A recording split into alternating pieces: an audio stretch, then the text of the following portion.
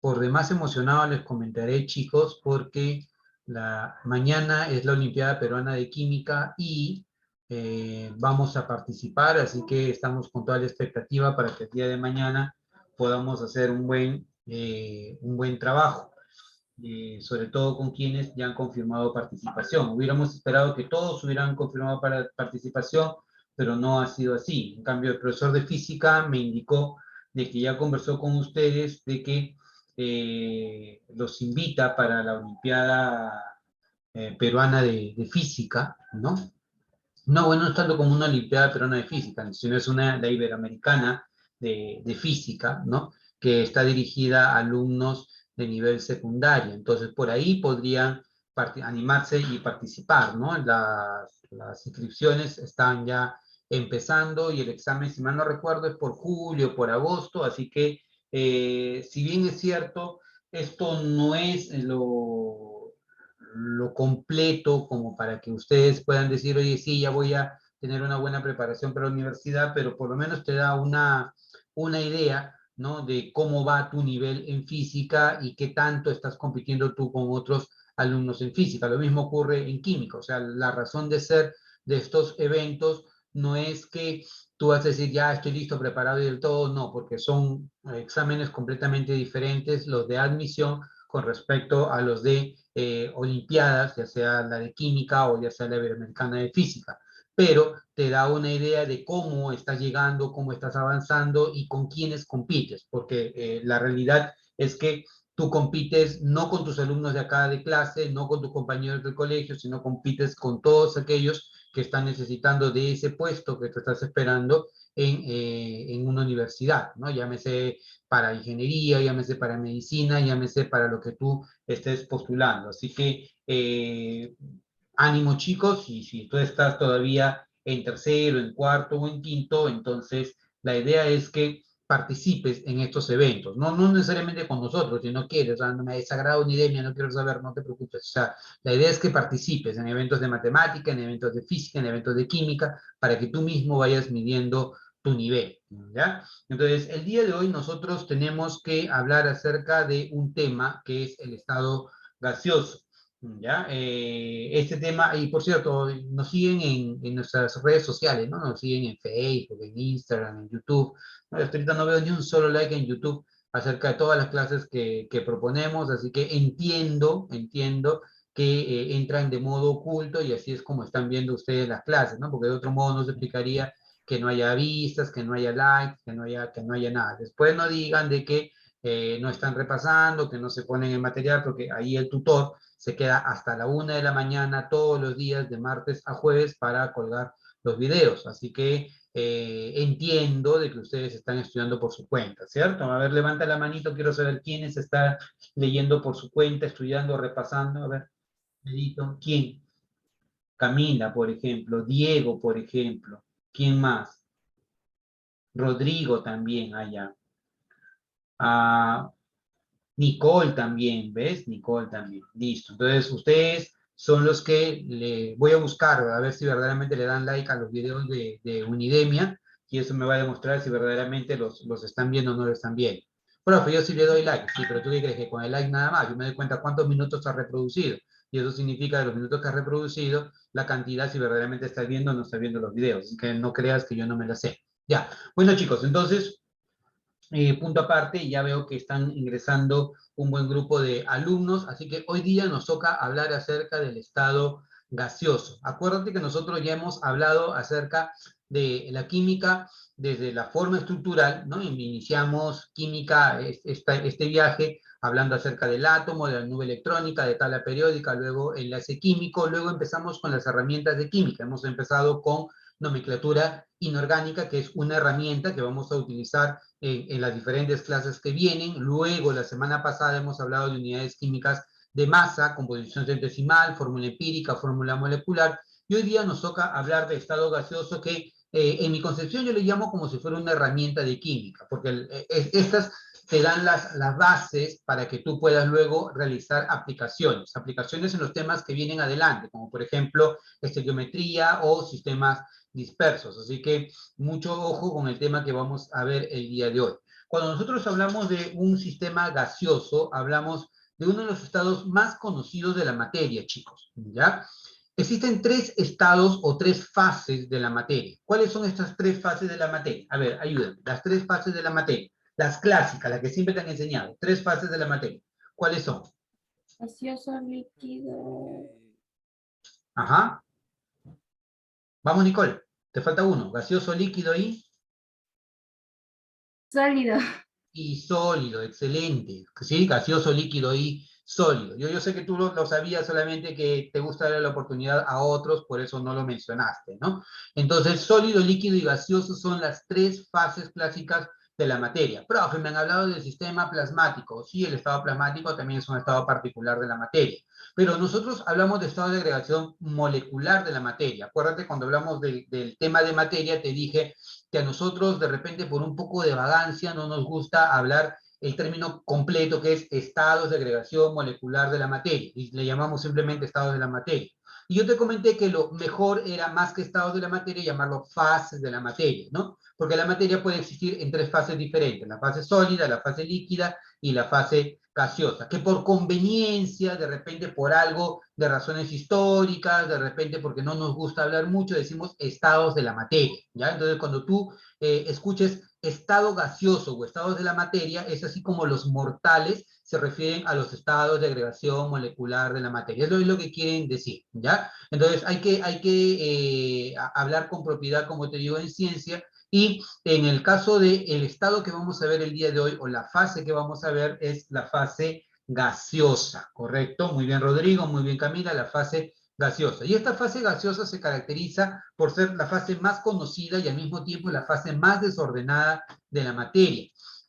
¿Por qué, siendo una fase tan desordenada de la materia, es una fase que es tan harto conocida?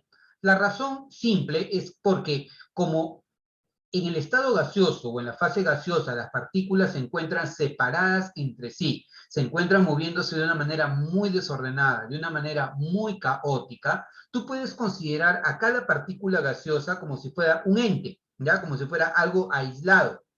Y por lo tanto, el comportamiento que tenga una partícula gaseosa lo puedes asociar a cualquiera de las otras partículas que se encuentren en el entorno. ¿Por qué? Porque lo que le ocurra a esta partícula le va a ocurrir exactamente a todas las demás partículas. Profe, ¿y no pasa eso en el estado sólido, en el estado líquido? Debería pasar. El tema es de que en la fase sólida y en la fase líquida, las moléculas o las partículas, ¿cómo se encuentran? ¿Juntas o separadas? ¿Cómo se encuentran las partículas en la fase sólida y en la fase líquida, chicos? ¿Juntas o Juntas, separadas? ¿Cómo se encuentran, Diego? juntas. Juntas, claro, se encuentran juntas. Y eso es un gran problema. Profe, ¿por qué es un gran problema? Porque como se encuentran juntas, el comportamiento de esta partícula no solamente depende de esta partícula, depende de lo que esta partícula haga y cómo interactúan las otras partículas que están a su alrededor. O sea, el comportamiento de él depende de todas las que están a su alrededor. En cambio, en la fase gaseosa, como esta partícula está libre, suelta, su comportamiento no depende de nadie. Entonces, el comportamiento que tenga esta partícula va a ser el mismo comportamiento que tengan las otras partículas gaseosas. Por eso a la fase gaseosa se le llama la fase dispersa de la materia, y por eso a la fase sólida y a la fase líquida se le llama la fase condensada de la materia. En la fase condensada, las partículas sólidas y líquidas interactúan entre sí, y eso hace muy, muy complicado que tú puedas generar modelos para explicar el comportamiento de un sólido y de un líquido, hablándote con propiedad. ¿Por qué? Porque en algún momento, por ejemplo, cuando tú estés en la universidad, a diferencia de un gas, en donde tú vas a utilizar ecuaciones base para los estados gaseosos, en los sólidos no. Quien pretenda ser ingeniero en algún momento, ¿ya? Vas a tener que analizar las propiedades de los sólidos y líquidos no con fórmulas, sino con tablas.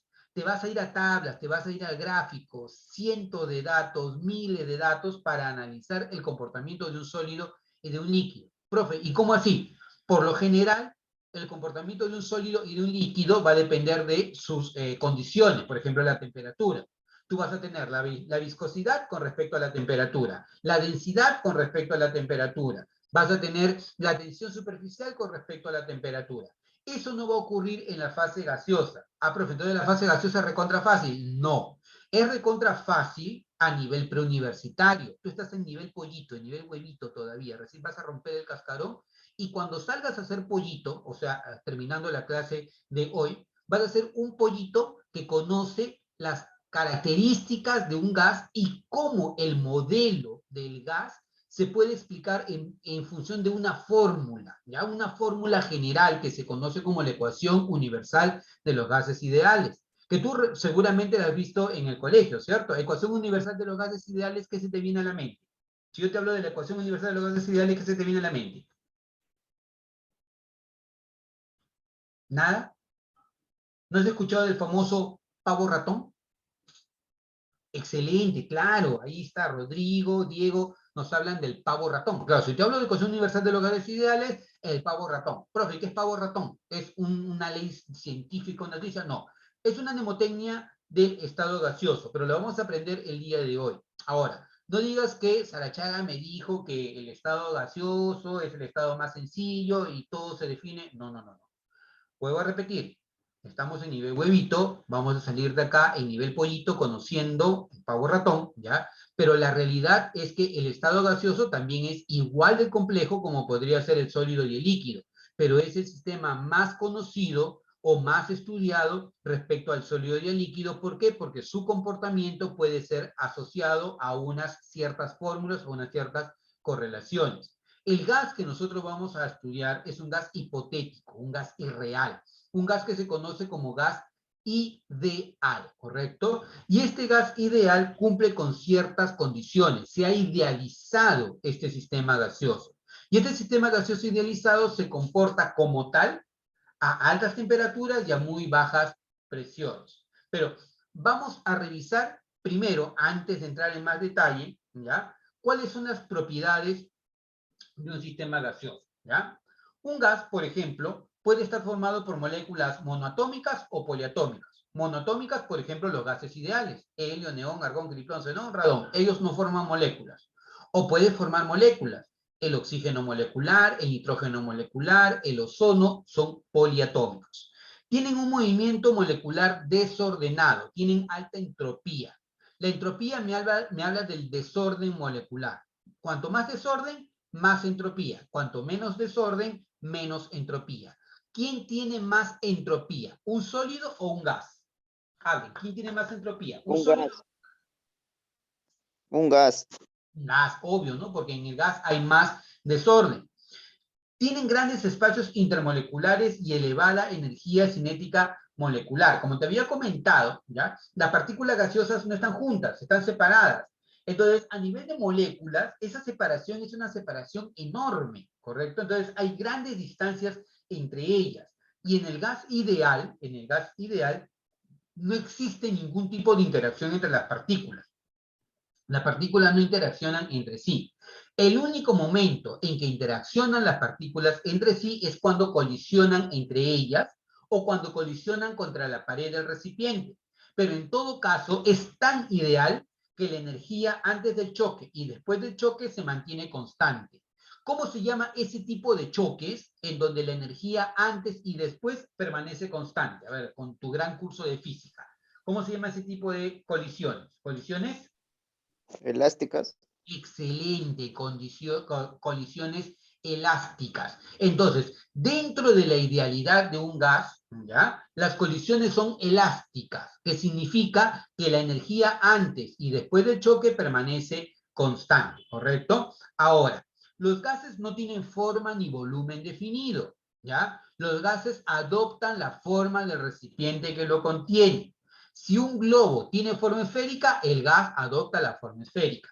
Si un globo tiene la forma de salchicha, el gas adopta la forma de salchicha. Yo puedo comprimir o puedo expandir a un gas. Los gases se comprimen y se expanden, porque como las partículas están separadas, yo puedo acercar a las partículas y el gas se comprime, o puedo alejar a las partículas y el gas se expande. Tienen esas dos grandes propiedades los gases, ¿de acuerdo? Ahora, sus densidades son mucho menores que los sólidos y los líquidos. El gas relativamente es más ligero que un sólido y que un líquido. ¿Cuál es el gas más ligero que existe? Te creo. El hidrógeno. Excelente, Joel. El hidrógeno. El hidrógeno es el gas más ligero que existe. Si tú inflas un globo con hidrógeno, el globo flota, ¿correcto? Si tú inflas un globo con aire, el globo no flota, el globo cae. Eso te revela que el hidrógeno es más ligero que el aire. E incluso si tú lo inflas con dióxido de carbono, cae. ¿Por qué razón? Porque el dióxido de carbono es más pesado que el hidrógeno, ¿de acuerdo? Ahora, los gases también se difunden con gran facilidad. Y esa es una propiedad que viene mucho en examen de admisión a nivel teórico. Una cosa es la difusión gaseosa y otra cosa es la efusión gaseosa. ¿Ya? Ojo, mucho cuidado. Una cosa es la difusión gaseosa y otra cosa es la efusión gaseosa. ¿Qué es la efusión gaseosa? La efusión gaseosa es la salida de un gas desde el interior del recipiente a través de un orificio, ¿ya? Para que lo entiendas en sencillo.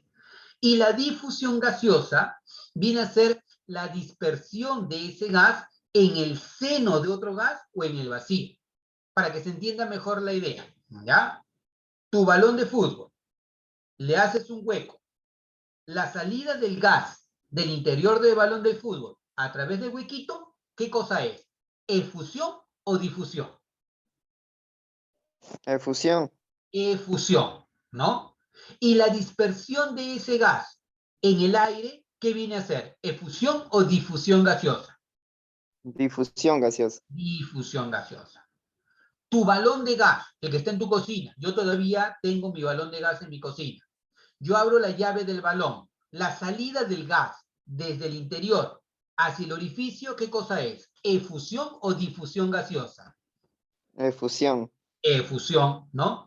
Y la salida del gas a través de la hornilla viene a ser la difusión gaseosa. A pesar de que las características o muchas veces las leyes sean similares, no es idéntico el comportamiento o no es idéntico el trato para la difusión y la efusión gaseosa. Eso no te lo van a explicar como debe ser a nivel preuniversitario. Yo tampoco voy a hacerlo, ¿ya? Así que ni te creas que yo voy a hacerlo, porque eso es todo un curso que se lleva en la carrera de ingeniería química o ingeniería petroquímica. ¿Alguien aquí ha decidido ser ingeniero químico, petroquímico? No es que te esté desanimando. ¿Alguien ha decidido ser? Somos muy pocos los elegidos. ¿Nadie? Levanta tu manito.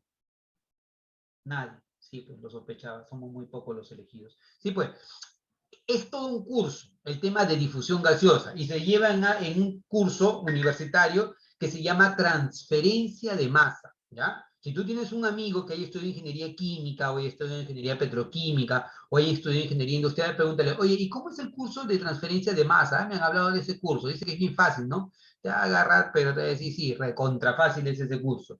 Es la efusión y la difusión gaseosa ayuda a que tú puedas explicar cómo se comporta un gas, ya sea en el interior del recipiente hacia su salida a través de un medio poroso o desde ese medio poroso hacia el exterior.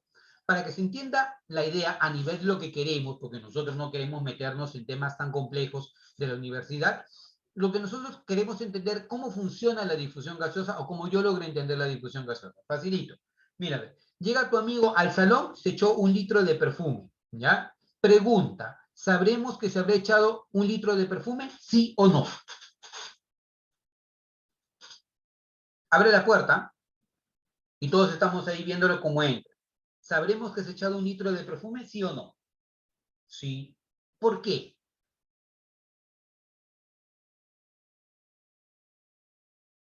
Porque huele. Claro, porque huele a perfume, obvio, pues, ¿no? O sea, es lógico, Diego nos está dando la respuesta, porque huele a perfume. ¿Pero por qué huele a perfume? Si el perfume está en él. El perfume no está en nosotros. Lo que ha ocurrido es que todo sistema gaseoso tiende a desplazarse de un punto de alta concentración a otro de baja concentración. Como él se echó el litro de perfume encima, todo ese sistema gaseoso está concentrado en ese espacio. Y cuando él entra al salón en donde no hay nada de perfume, el gas tiende a desplazarse de esa zona de alta concentración a una zona de baja concentración, hasta que toda la concentración del sistema sea constante. Por esa razón nosotros vamos a percibir el olor del perfume, porque ha ocurrido un proceso de difusión gaseosa. desde ese lugar que está muy concentrado hacia otro lugar que se encuentra menos concentrado. Siempre, siempre, siempre la difusión es desde alta concentración hacia baja concentración, ¿correcto? Así como la temperatura o el calor se transmite desde alta temperatura hacia baja temperatura, la difusión se da desde alta concentración a baja concentración. Entonces los gases se difunden con gran facilidad, ¿correcto?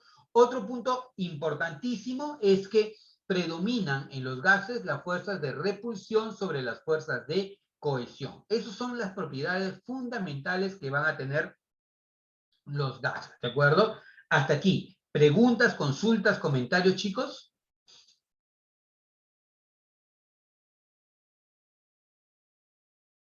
Nada, ya. Entonces, pregunto yo, ¿ya? Pregunto yo. ¿En un gas, ordenado o desordenado? Desordenado. Desordenado. ¿Forma, constante o variable? Variable. Variable, correcto. ¿Volumen, constante o variable?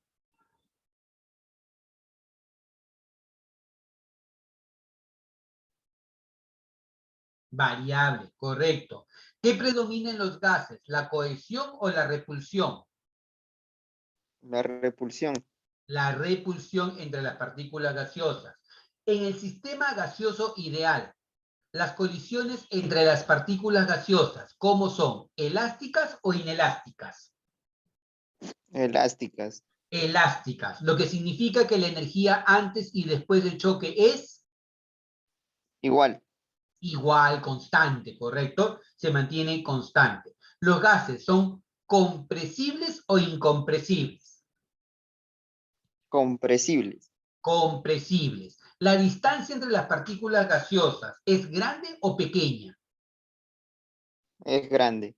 Es enorme, ¿correcto? A nivel de partículas gaseosas es enorme la distancia entre las partículas gaseosas. Por eso se pueden acercar y el gas se comprime, o se pueden alejar y el gas se expande, ¿de acuerdo? Ahora, conociendo esto de acá, pasemos a ver cuáles son las variables del estado gaseoso. Lo vamos a ver muy por encima porque si no, no nos va a dar el tiempo, pero esto lo pueden analizar con mucho más detalle en los libros que nosotros le hemos recomendado. La primera variable del estado gaseoso es la presión, ¿ya? La presión tú la puedes expresar como presión barométrica o la presión manométrica. La presión barométrica, como su nombre lo dice, se mide con un instrumento llamado barómetro. Esto que tú ves aquí, mira, esto que tú ves aquí se conoce con el nombre de barómetro. Y si el barómetro tiene en el interior mercurio, se llama barómetro de mercurio, ¿correcto?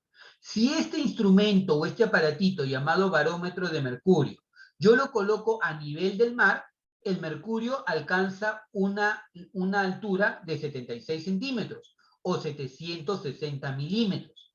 Por eso, a la presión a nivel del mar se le llama una atmósfera o 760 milímetros de mercurio. ¿Estamos de acuerdo? ¿Qué me mide la presión barométrica o la presión atmosférica? Como su nombre lo dice, lo que me está midiendo viene a ser la presión de la columna de aire sobre cada uno de nosotros, dependiendo de la altitud. Por ejemplo, si yo considero que estas son nubecitas, nubecitas, ¿ya? Si tú te paras acá, mira, a nivel del mar, ahí estás parado, la presión que recibes, ¿ya? Por la columna de aire a nivel del mar se conoce como la presión atmosférica normal, y esto vale una atmósfera. Conforme yo voy subiendo, por ejemplo, acá o por acá, ¿qué pasa con esta columna de aire? ¿Se hace mayor o se hace menor? Se hace menor. Se hace menor, ¿correcto? Se hace menor. Por lo tanto, conforme tú vas subiendo, la presión atmosférica disminuye. Por esa razón, aquí la presión vale una atmósfera, si te das cuenta, y aquí la presión es menor de una atmósfera. Por esa razón, conforme uno va subiendo, por ejemplo, a lugares como la sierra, el aire se hace más enrarecido. ¿Has viajado hacia la sierra alguna vez, cierto? ¿Sí? ¿Respiras de la manera más normal cuando estás en la sierra? No. No. Hay un problema que pasa, ¿no? Sobre todo por quienes no tenemos costumbre de ir a la sierra. ¿Qué ocurre?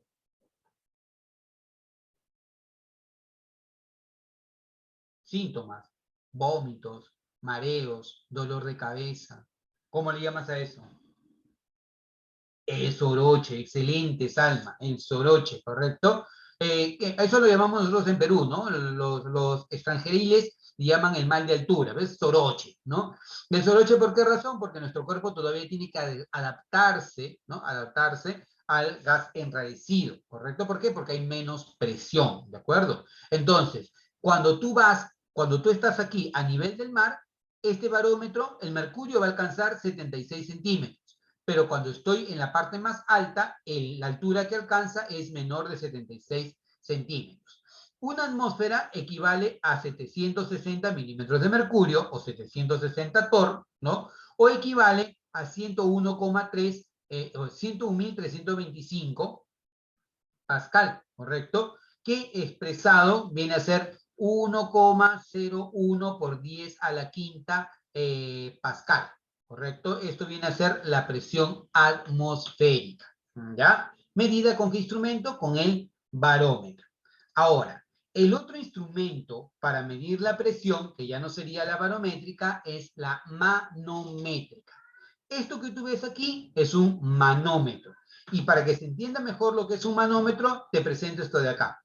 ¿Dónde ves esto, por ejemplo? ¿Dónde lo has visto alguna vez esto de acá?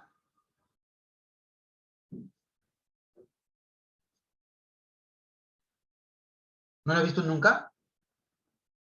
En balones de oxígeno, excelente. ¿Dónde más lo has visto? Pues en el extintor, ¿cierto? Excelente, muy bien, Salma. Lo has visto en el extintor, lo has visto en el balón de oxígeno. Eso de aquí que tú ves como un relojito se conoce con el nombre de manómetro. Y el manómetro lo que te mide es la presión manométrica. Quiere decir la diferencia entre la presión atmosférica y la presión absoluta. La presión manométrica, mira, la presión manométrica es la diferencia entre la presión total menos la presión barométrica. Profe, no entiendo. Ya, mira, a ver. Imagínate que tú tengas aquí un balón de oxígeno, ¿ya? Y el balón de oxígeno tiene un manómetro que te marca 5 atmósferas, ¿ya? Te pregunto, ¿cuál es la presión en el interior del balón de oxígeno? 6 atmósferas. Profe, ¿por qué? Porque si a la presión total le resto la presión externa, que es de una atmósfera, entonces es lo que me va a marcar el manómetro. ¿Se entiende? Chicos, si aquí el manómetro me marca 10 atmósferas, ¿cuánto es la presión en el interior del gas? Lúcete. 11 atmósferas, claro, 11 atmósferas, porque el manómetro me marca la diferencia de lo de adentro menos lo de afuera, que vale una atmósfera, ¿ya? Para quienes no terminaron de entender, si el manómetro me marca 30 atmósferas, ¿cuál es la presión en el interior?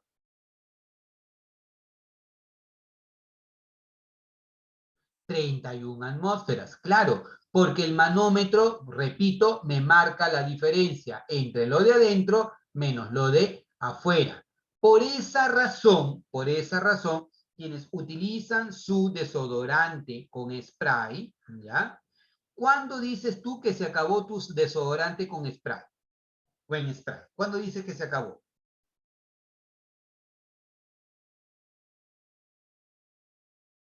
Abre tu micrófono si quieres abrir tu micrófono. ¿Cuándo dices que se acabó tu desodorante? Cuando sale aire. ¿Ya? Bueno, Diego nos dice cuando sale aire. ¿Alguna otra idea? Cuando no sale nada. Cuando no sale nada. ¿Ya? ¿Alguna otra idea? Lo que pasa es que ellos no utilizan desodorante en spray, pues. Están así especulando. Yo sí, yo utilizo mi desodorante en spray. Ustedes de repente utilizan en barra o en bolita. Pero no te has dado cuenta. O sea, tú simplemente dices, se me acabó mamá mi desodorante, quiero otro desodorante. ¿Cómo te das cuenta que ya no tiene desodorante? Y no porque hueles mal, sino lo que ocurre es que ya no sale desodorante. Profe, sí, ya no sale desodorante, significa que ya no hay nada en el interior. No, papalín, no. ¿Por qué este spray sale a través de él? Esto no es otra cosa que un huequito, ¿ah? Un huequito que comunica lo de adentro con lo de afuera. Entonces, cuando tú presionas, comunicas lo de adentro con lo de afuera, y como esta presión, mira, esta presión es mayor de una atmósfera, o sea, mayor de la presión que está afuera, entonces el gas puede salir, ¿ya? Entonces te pregunto, deduce, ¿cuándo el gas deja de salir? ¿Cuándo el gas deja de salir? Vuelvo a decir, si el gas sale es porque esta presión es mayor a esta presión. Te vuelvo a preguntar, ¿cuándo el gas deja de salir? Rodrigo nos dice, cuando es menor a una atmósfera. Ya, te corrijo un poquito. El gas deja de salir cuando esta presión es igual a una atmósfera. En ese caso el gas ya no puede salir. ¿Por qué? Porque simplemente como son iguales ya no sale del interior. Si en ese momento yo coloco un manómetro acá, te recontracreo. Si yo coloco en ese momento un manómetro acá, ¿cuánto te marcaría el manómetro? Deduce.